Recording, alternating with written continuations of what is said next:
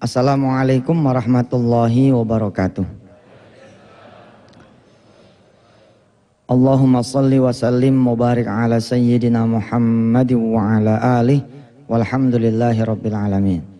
Pemirsa yang dirahmati Allah, mari kita sama-sama memperkuat bismillahirrahmanirrahim kita. Mudah-mudahan pengajian kita ini menjadi pengajian yang diridhai Allah Subhanahu wa taala.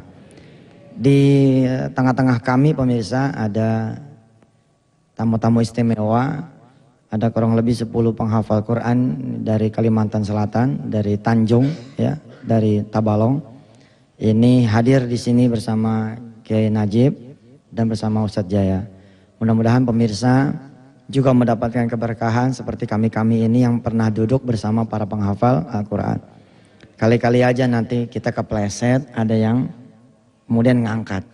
Ketika kita terlempar dari grupnya Rasulullah SAW, dari kelompoknya Rasulullah, dari barisannya Rasulullah, ada yang mengingat kita bahwa kita pernah bersama-sama beliau-beliau para penghafal Quran duduk bersama. Walaupun pemirsa jauh di mana tempat yang kami tidak ketahui, tapi insya Allah mudah-mudahan kita sama-sama satu majelisnya ilmu ya, majelisnya Allah Subhanahu Wa Taala. Pemirsa yang dirahmati Allah, sambil menunggu datangnya azan subuh, mari kita coba baca satu ayat dulu di dalam suratul Waqiah. A'udzubillahi minasyaitonirrajim.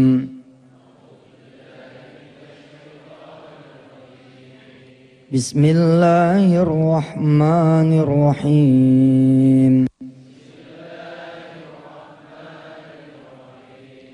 Wa nahnu aqrabu ilaihi minkum walakin la tubsirun. Coba koreksi ya, benar nggak tuh? Wa innahu laqur'anun karim fi kitabim maknun la yamassu ilal mutahharun tanzilun mir rabbil alamin afa bihadzal hadithi antum mudhinun wa taj'aluna rizqakum annakum tukadzibun falaula idza balagatil hulqum wa antum hina idzin tanzurun wa nahnu aqrabu ilaihi minkum walakin la. Benar ya? Ya karena ini kadang-kadang kita suka kepleset baca. Saya berkali-kali kepleset baca. Yang kadang-kadang nih kalau live ya suka kagak kontrol ini kalimat. Wa nahnu aqrabu ilaihi minkum walakin la tubsirun. Allah ini kelihatan. Tapi karena kita enggak kenal sama Allah ya, jadi Allah kayak enggak dianggap gitu. Kita bawaannya sulit terus. Udah mah susah, kita jadi menghina Allah. Seakan-akan Allah tidak mampu mengatasi masalah kita. Kita punya hajat pusing gitu. Ya, itu seakan-akan bahwa kita menghujat Allah, Allah tidak akan mampu menyelesaikan hajat kita. Mulai hari ini kita akan bicara tentang tauhid, mudah-mudahan Allah menghunjamkan di hati kita dan pikiran kita pengetahuan akan keesaannya. Ya, menarik ya. Allah padahal udah jauh-jauh hari menyatakan begini. Da'u mardhakum bis sadaqah. Obati penyakit kamu dengan sedekah. Kenapa dia harus mencari yang lain? Kalau ada yang bisa menyembuhkan, saya berikan 18 miliar saya. Ya berikan saja, sudah 18 miliar ke Allah.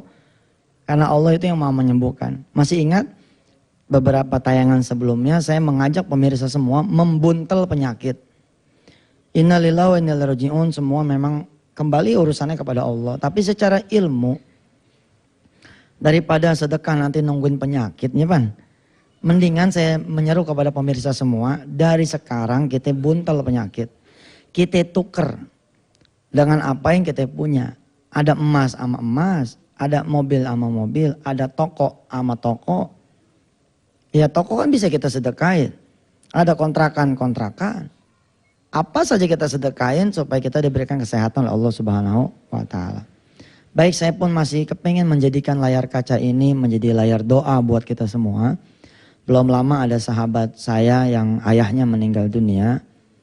Mas Ivan di Banda Aceh, di Aceh ya, mudah-mudahan ayahnya beliau diampuni dosa-dosanya, digolongkan wafatnya dalam orang-orang yang husnul khatimah, dan mudah-mudahan semua orang-orang tua ibu dan bapak serta pemirsa yang sudah meninggal dunia, Allah betul-betul lapangkan kuburnya, Allah hapus catatan keburukannya sama sekali, bahkan Allah sendiri tidak bisa mengingatnya mudah-mudahan.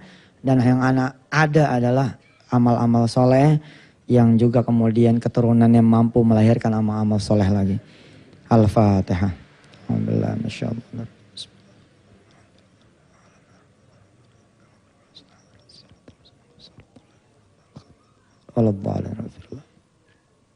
Ustadz Albar, saya mengajar kuliah tauhid. Jadi ini kuliah berat sebenarnya. Ada kuliah tauhid, ini diktat ya. Saya ngajar di website. Hari ini saya meminta izin kepada TPI dan kawan-kawan kru ya dan manajemen bahwa izinkan saya mulai mengajar tauhid di layar kaca ini. Ini sebenarnya bahan ajar di website ya wisatahati.com yang atas izin Allah kemudian pada hari ini dan pertemuan-pertemuan selanjutnya mungkin kita sudah fokus dengan bahan ajar apa yang ada di website. Jadi hari ini saya mulai mengajarkan tauhid, mudah-mudahan persoalan bangsa ini bisa coba pelan-pelan kita selesaikan lewat persoalan tauhid dulu. Kadang-kadang memang aneh ya, ngelihat kita, ngelihat keluarga kita, ngelihat Indonesia, bingung saya mah. Terhadap diri saya juga saya pernah bingung gitu loh. Aipan mau nyelesain masalah tapi yang dipanggil orang lain. Coba berapa tenaga ahli yang kita datangkan. Baik itu ahli kesehatan ketika kita sakit. Ahli ekonomi, ya, ahli perdagangan segala macam kita kemudian. Tapi kepada Allah kita enggak mengenal itu.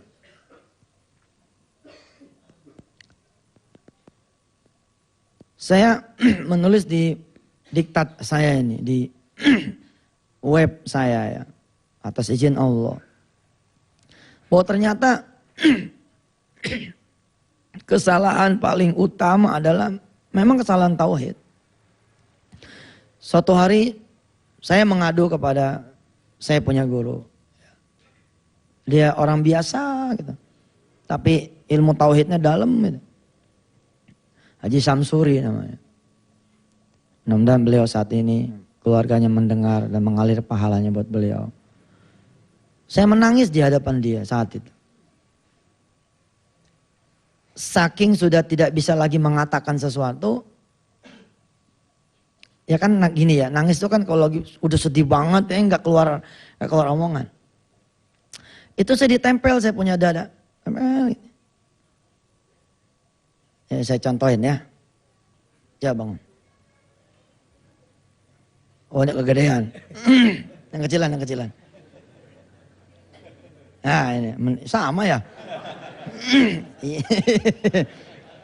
Saya ditempel dadanya gitu. Oh ini tuaan. Ya nggak apa-apa dah. Ya. Jadi saya ditempel begini. Kemudian dikatakan nama saya begini. Jam. Kenapa saya dipanggil Jam? Ada yang ingat? Ya nama saya aslinya Jaman. Jam. Tahu nggak yang kamu butuhin apa? Yang kamu butuhin itu bukan uang. Yang kamu butuhin Allah. Nah subhanallah. Dahsyat itu. Silakan Pak. Yang kamu butuhin itu Allah, Jam, Allah. Jangan kamu cari orang lain, tapi carilah Allah. Gagal kita. Gimana kita bisa makan kalau nggak kerja? Bener sih secara dunia memang begitu. Ustadz, kalau saya ya nggak ditipu sama dia, nggak mungkin saya susah jadi Tuhan tuh. Itu teman jadi Tuhan tuh.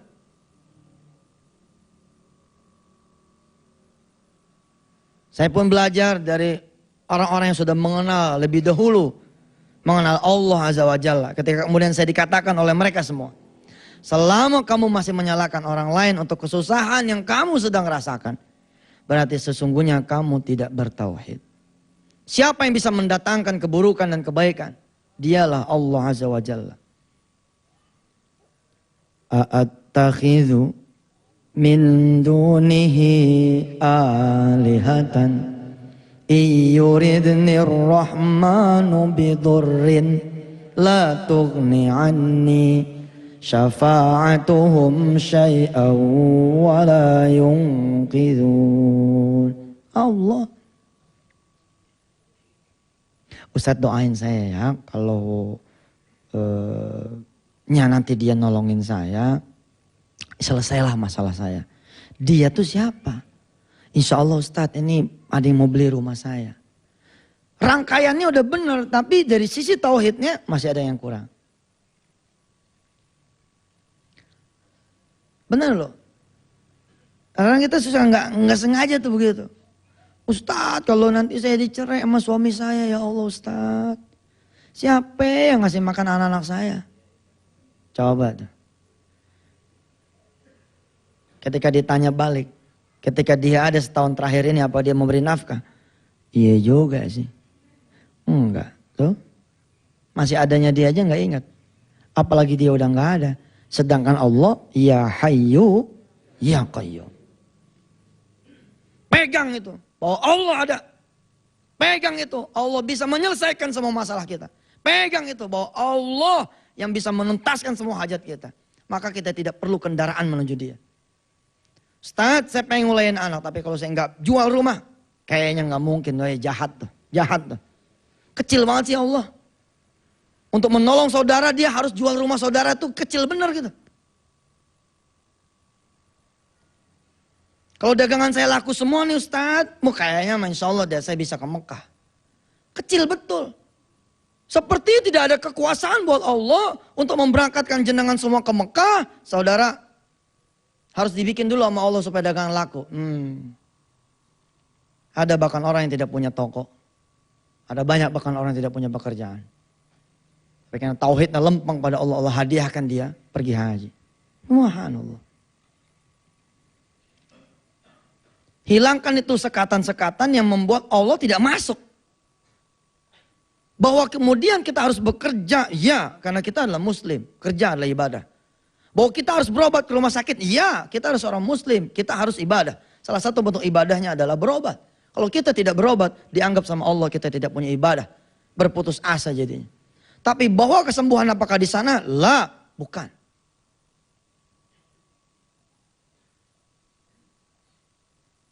Kalau saya nggak punya duit nih Ustadz, dari mana saya bayar utang? Utang tuh banyak caranya buat Allah, banyak sekali caranya. Banyak caranya. Dibikin orang yang mati sebelum waktu perjanjian tiba. Minimal ada jeda. Keluarganya sibuk dulu ngurusin si mayit. Setelah itu malah nggak ada yang tahu catatan hutang yang dimiliki oleh si mayit atas kita. Lewat juga tuh, kitanya aja yang kemudian ingat. Jangan mentang-mentang udah mati, udah mati nih ya. Jangan, kita ingat, tapi Allah tahan itu.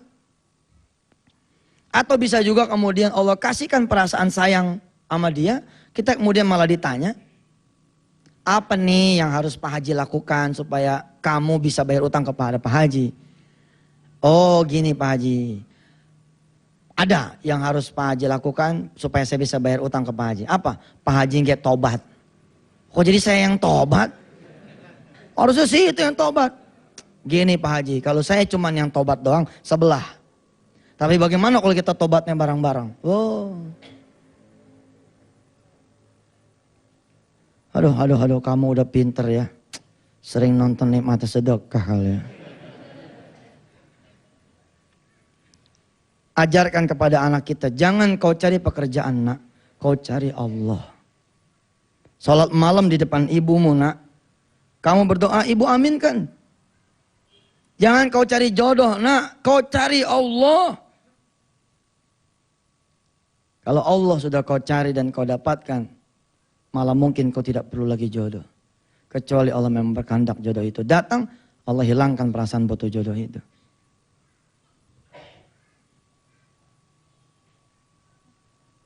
Benar, kalau Allah tidak berkehendak, ibu pulang dari sini langsung temuin anak-anak ibu tuh yang pada perempuan kepala 3 semua tuh. Sini kumpul. Emak tahu sekarang kenapa kamu belum dapat jodoh.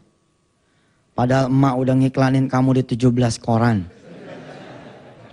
Sampai sekarang belum dapat. Emak tahu kenapa? Karena kita semua belum bergerak mencari Allah. Allahu la ilaha illa huwal hayyul qayyum. La ta'khudhuhu sinatun wa la nawm. Lahu ma fis samawati wa ma fil ard.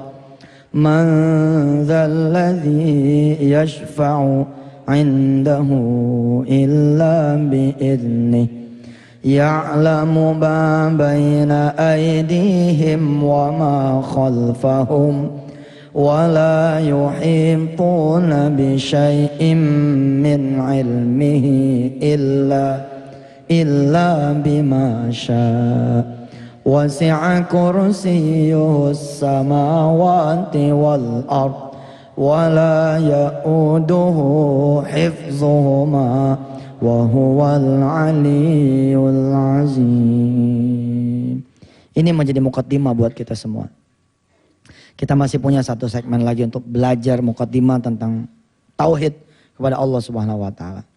Setelah iklan-iklan yang berikut ini, berdoalah pada Allah agar Allah betul-betul menghunjamkan ya tauhid di hati kita semua, sehingga tidak lagi ada kesukaran, tidak lagi ada kesulitan, tidak lagi ada kesusahan. Karena apa? Karena wallahu ma'ana, Allah bersama kita semua. Silakan. Ya, jadi saudara-saudara yang dirahmati Allah, benar-benar pongkol segala pongkol urusan kita ini ya. Jadi jauh sama Allah Subhanahu wa taala, penyebabnya adalah tauhid kita runtuh. Oh Ustaz, saya kenal kau sama Allah. Masa? Saya gagal. Saya nggak kenal sama Allah. Itu kan Ustadz, saya mah kenal yang benar. Ayo coba, ketika kamu mengawinin anak, yang kamu ingat siapa? Ternyata gedung mana yang bak menjadi tempat persepsi anak-anak kita? Setelah itu kemudian kita mempersiapkan seluruh undangan-undangan dari A sampai Z. Kita lakukan agenda-agenda persiapan. Tapi semua orang diundang, semua saudara dilibatkan. Ada satu yang maha memiliki tanggal pernikahan, ada satu yang maha menggenggam umur kita semua, nggak dilibatkan. Rapat-rapat aja, azan berkumandang masih tetap rapat. Tadi di mana? Oh di sini, oh jangan sini. Allah tetap hayya 'alas shalah. Pengantinnya udah siap belum nih? Maharnya gak ada yang ingat sama Allah. Pertanyaannya kemudian, kalau gitu kenal nggak? Lebih kacau lagi, kalau ada yang bikin pernikahan di bawah masjid, atasnya masjid, atau terbalik misalkan di bawahnya masjid, atasnya itu tempat resepsi, tapi hanya segelintir kemudian mengingat Allah Subhanahu wa taala. Kecuali sekedar basa-basi. MC-nya ngomong begini, Pak pengunjung ya para undangan, sebentar lagi azan. Jangan ada yang bergerak satupun. Ya betul. Kayak kita yang ngajar di kelas. Allahu Akbar, Allahu Akbar. Anak-anak yang dirahmati Allah, azan berkumandang. Jangan berisik. Segitu doang dah. Habis itu jerenjong lagi. Masih mending begitu, namanya ada perhatian dikit. Bagaimana kalau tidak ada sama sekali? Ayo mah undangan pakai batik yang paling keren. Pakai jas yang paling bagus, pakai kebaya yang kita tidak tahu apakah itu udah lunas atau belum. Bisa-bisanya undangannya ke masjid, azan zohor pulang. Kok bisa sih? Kok bisa sih? Kalau ada orang undangan lalu kemudian kita mematuhi undangan itu, begitu Allah yang mengundang tidak? Apakah itu mengenal Allah Azza wa Jalla? Jawabannya tentu kita tahu dengan pasti, kalau begitu mah kita tidak mengenal Allah.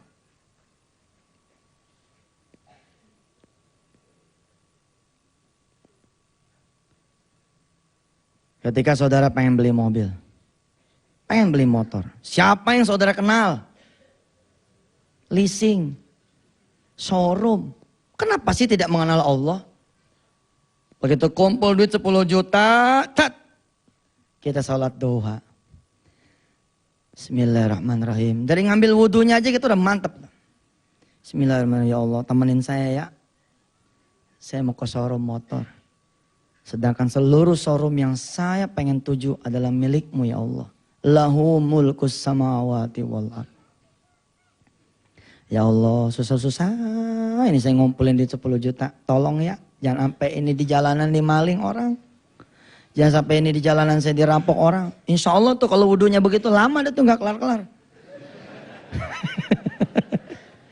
Iya kagak usah disebut juga gak apa-apa, tapi di sini nih zet gitu. Kalau di sini kan jadi cepat doanya. Di sini nih zet. Kita tahu bahwa kita mau datang kepada Allah yang mau memiliki seluruh showroom di muka bumi. Jangan-jangan Allah kutik tuh satu showroom. Saat mampir sana. Ada hambaku yang soleh. Yang lagi pengen beli motor. Kita lagi sholat duha. Hari ini kita bahagia karena 10 juta sudah kita penuhi. Kita akan berangkat untuk mengambil motor. Begitu selesai, assalamualaikum, assalamualaikum. Ada assalamualaikum dari depan. Assalamualaikum. Kayak suara si Hanif tuh. Waalaikumsalam. Weh Nip, baru gue mau ke sana.